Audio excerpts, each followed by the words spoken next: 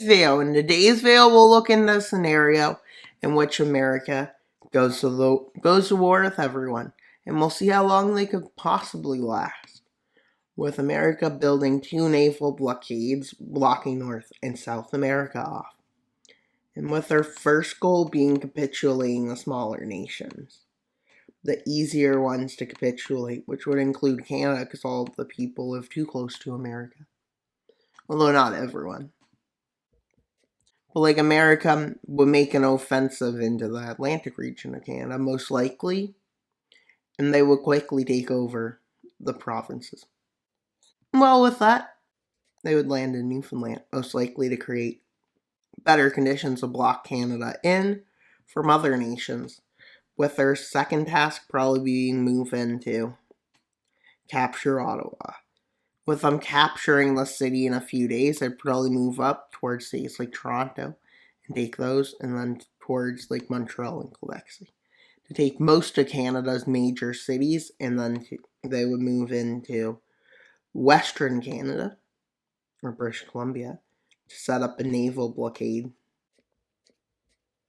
With eventually, they managed to take the rest of the cities. And well, once they do, Canada is surrendered. With America landing in Greenland and taking out where all the people are and getting a surrender in Iceland. With their naval blockade being threatened by every nation, with every nation trying to get over here to help, they might be able to keep the naval blockade up for a year at most against all of this. And well, they would probably move into the Caribbean. Well, they do that pretty quick, and then they move into Mexico. Probably take out the northern areas, move down the coast, secure the border, and send troops down on both sides of the coastline, as it would be too costly to capture the desert. And this might turn out like a fight somewhere else.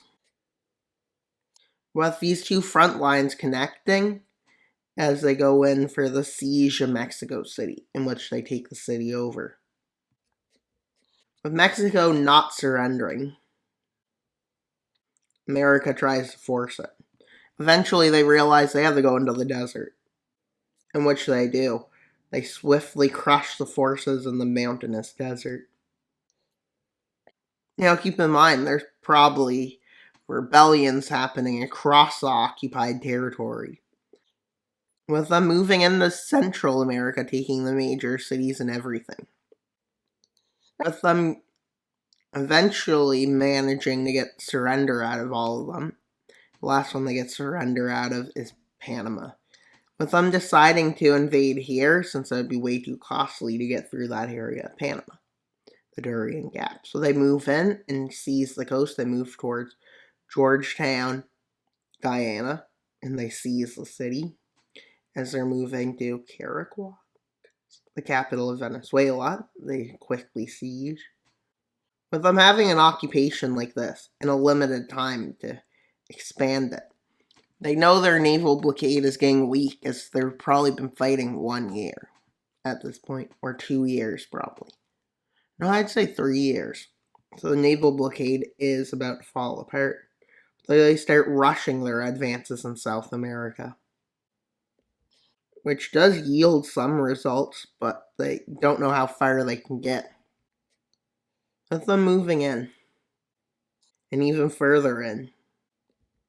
And well, they move down into Peru and seize the city of Lima. Quickly happens, and then they move into the jungle here just to make the front look better.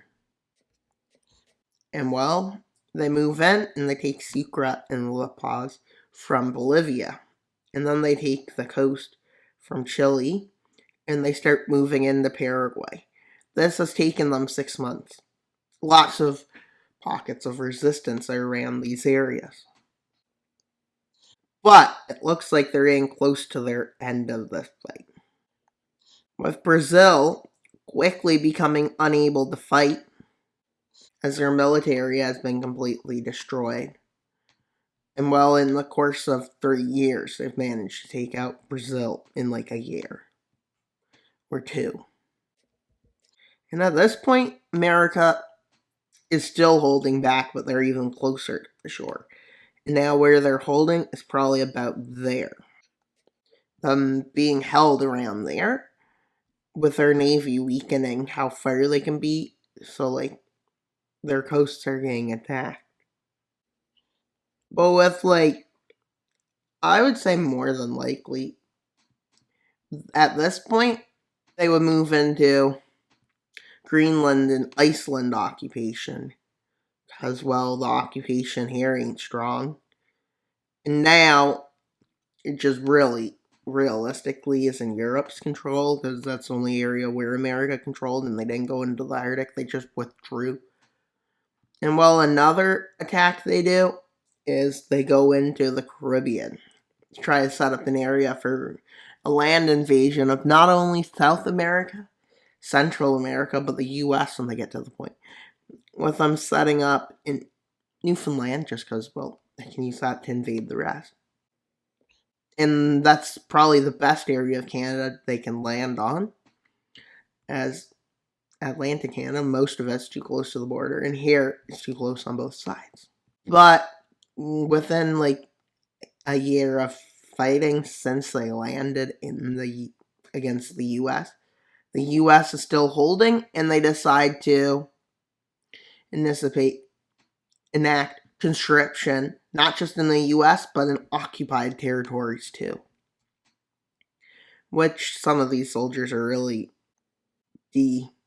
demoralized, like the Brazilian ones, which switch when they get the opportunity to join with Brazil again. With Brazil moving and taking Brasilia, and well, Rio and Sao Paulo falls.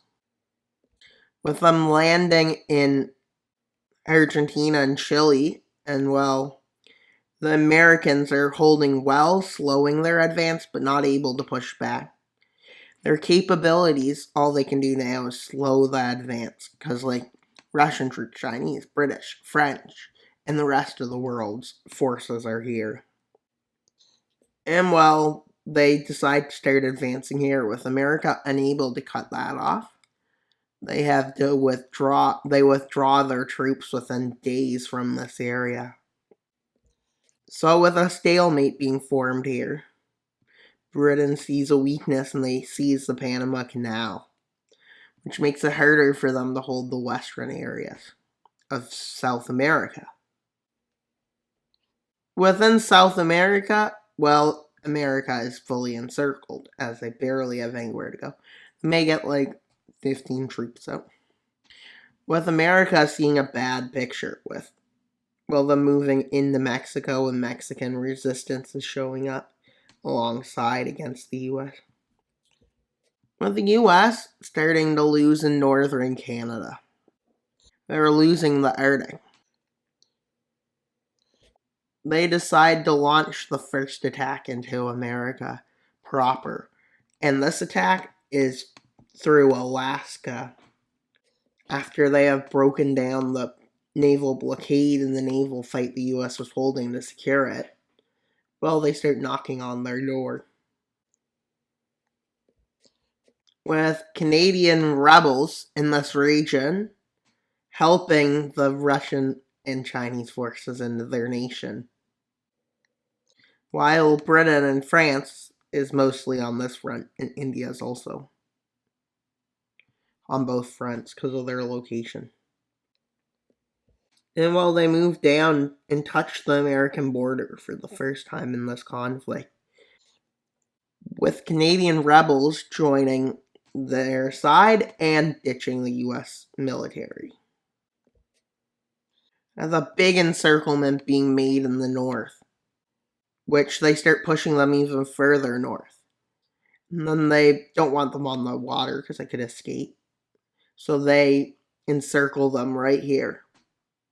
And they quickly surrender. With American hold of Canada falling apart, with them now only holding the key areas of Canada, which isn't even enough for their defensive capabilities, And while Baja California is landed on and taken, with the rest of Mexico pushing towards the US border, with them pushing towards it from Canada too. They quickly take back all the major cities America has taken from Canada. And well, they decide to start with 3 fronts. West Coast front, Southern front like California, Texas they call it. They decide to move into major states like Florida. With this being the first offensive made, and it turns out to be a success. And then, well, on the southern front, they start moving into Texas and California. If on the west coast of Canada area, they move into the west coast of the Pacific. And from Canada, they move into New England to seize New York. But New York City will put down a big fight, as it is fully encircled.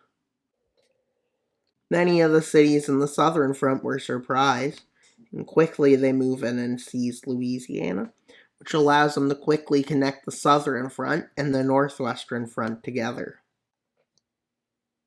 And well, now they start moving into the Great Lakes region with little to no resistance. With Washington encircled and taken, America is going to fight till the bitter end, it looks like at this point. Into the central states they go. Mostly around the Rockies, because it's too steep. With this area surrendering, and America is getting back to its former territories. Even worse than it. With America resisting with all the might they have left. Well, unfortunately, America can't win this long term. With the partition of America being proposed after this war, where some of the major nations will take power. Some of the biggest major nations of this conflict will take lands. So let's see how it goes for America.